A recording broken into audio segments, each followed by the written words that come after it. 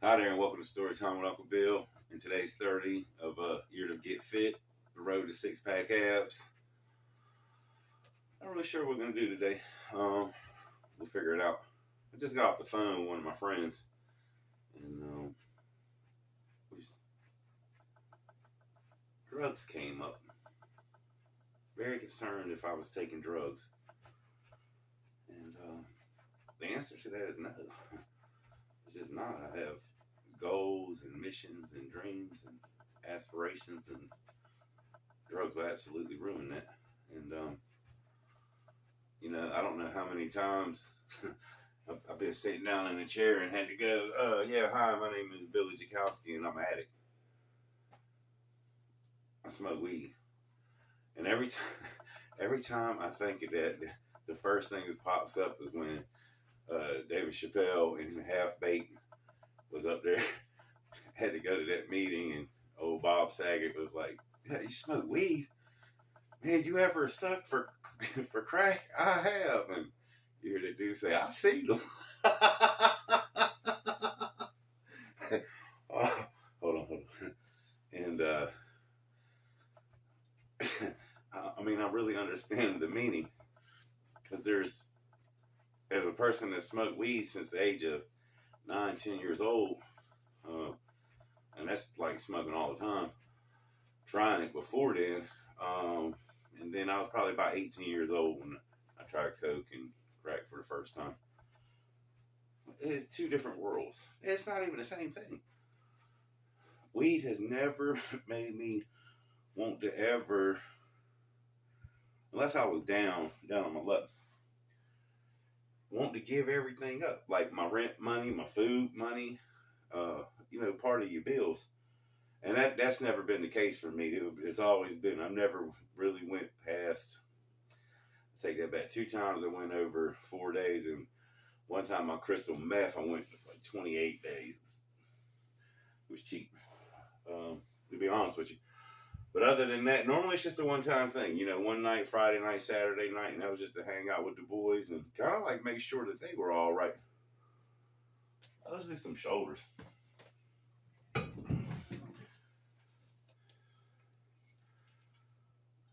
And I had told, I can't do drugs. I'll lose. I don't know what you see coming across that screen, but I'm not strong enough to beat an addiction. I never have been. I know what my addictions are, and I cope with them. So if you look, like, my addictions are showcased all the time. The Transformers and these weights and my C5s, my baseball cards, those addictions, these videos. Even making videos is an addiction to me. If you look up the word addicted, it means mentally and physically, like almost dependent upon something that satisfies you.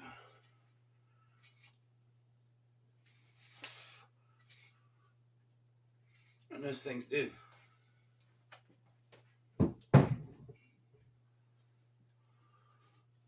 Folks, if I do cocaine, if I sat down, chopped the line out and do cocaine, I'm not good no more. And at some point in time, when it runs out, my mind is racing, thinking how I could get some more. Even when the odds, like, you can't even get it, because it's just the way the way that drug works on your brain. I don't care how strong you are, try it, and you'll go straight downhill fast as hell. It's not worth it. It's really not, especially now because they cut everything. It was never worth it to begin with, but it's really not worth it now. Because the reason why we even having this conversation over drugs anyways, because all my friends are dead. About a good 70%. I look back and I was like, damn, all my, gone. In the drug gang, they're gone.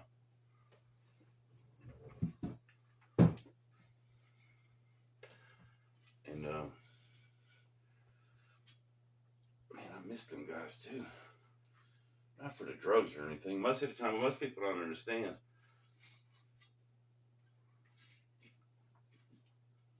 guys were my friends. The drug dealers, they were my friends. So a lot of the times, there's a rule with drugs. You're not supposed to get high on your own supply. All my friends did. And sometimes they just wanted people to hang out with them, so they didn't have to freak out on them. And that would be that dude. I could go over and hang out with you, and you have all the drugs in the world and not do any of them. But you need somebody to hang out with. I understand that. And if something would happen, I could be there to help you out. And thank God it didn't. There wasn't no Narcan when I was doing everything. I never heard of Narcan until the last couple of years. It might have been. Shit, I don't know anything. That shit could have been out since the 50s. I just don't know. I've never been in that situation.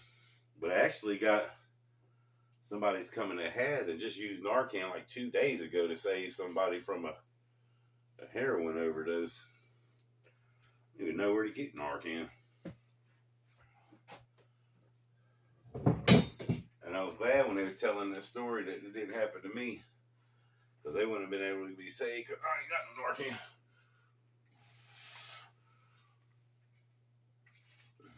Sad too. Like it's been a year since they done anything, hooked up with somebody and died. They died. No pulse, no heartbeat, not breathing.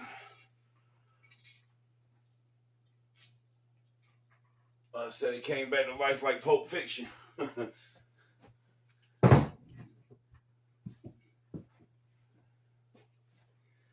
Sad, scary too, man. There's no wins, and it's not worth it. And the one thing I always ask myself now for a long time, many years, is it worth it? Is what I'm about to do worth it? And really, how much damn trouble can I get in? Listen, when you go to, I've been at over 30 county jails and 5 U.S. prisons, and I'm not proud of one day of it, except the fact that I took responsibility for my actions, and they were wrong. And the United States and all the other charges I have, I've done my time. I paid my debt to society. That's the only thing I feel good about. Because other than that, man, it makes me look bad. Regardless of what you think of me or anything, you can look back on my record and most people, oh, you're a pot dealer. Never really sold drugs. And when I got out of prison, they called me a continental terrorist, a United States terrorist, because I had a truck that had 198 pounds in it. They call it possession with the intent to distribute. Like I was Walmart with pot. And you can get it legal in quite a few states. I could go right now in North Carolina, it's not legal, and get a Delta 8 pen, which is just short, and get high. And not go to jail for it.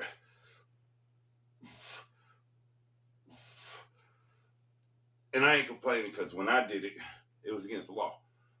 Or you can't do it anyway like that, but I'm never going to make light of my charges. I did wrong. I really did wrong. And I got busted. Plenty of times I didn't. And everything that I tell y'all, you can't go to the cops, but they already know. They already know. I'm a pretty honest dude, man. I don't want you to catch me in no lies. You know, it's just that simple, because you'll lose respect for me. And I ain't trying to lose nobody's respect. It's too hard to gain. And I said it before, I say things people won't like, and do things people won't like. But you still respect it because I'm honest with you. I'm just being me.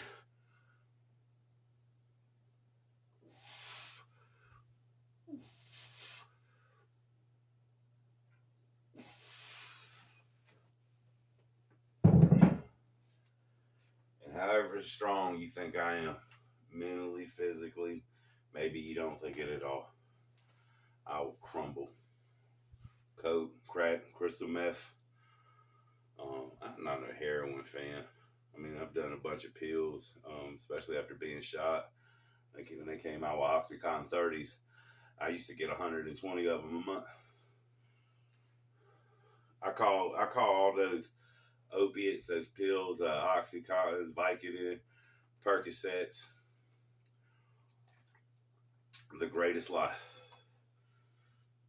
I mean, not only do they get you high, but they make you feel good in the aspect that if you have bodily aches, they go away. You can almost function like the regular human being you are before you got on there. The problem is the cost is devastating to the point it's not worth it. That's why all the doctors try to get you on and off of it, because they know. I have failed. It's easy without never shooting up. I mean, they're just that good. The greatest lie.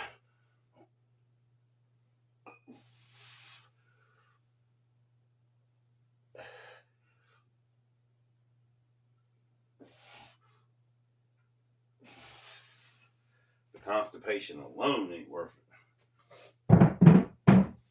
Everybody I ever talked to that's ever done any pill, that's one of the things they say.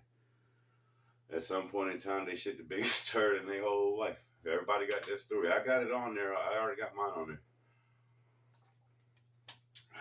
Folks, I'm telling you, that damn thing was about that big, and in the middle about that big around, looked like a lava lamp.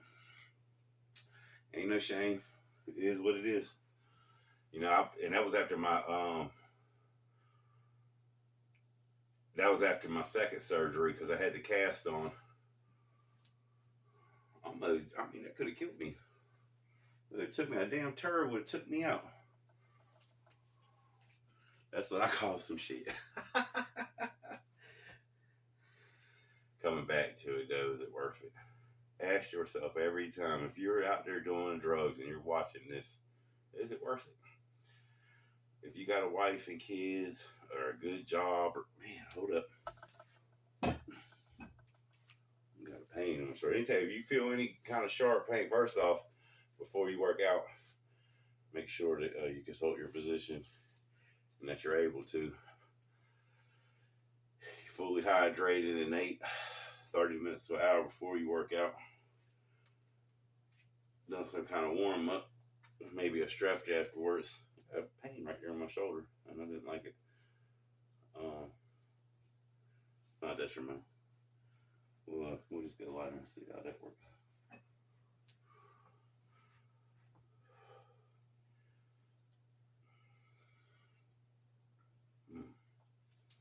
Kitchen. That's part of being old for young folks, because you old folks already know. Yeah, that's bothering me.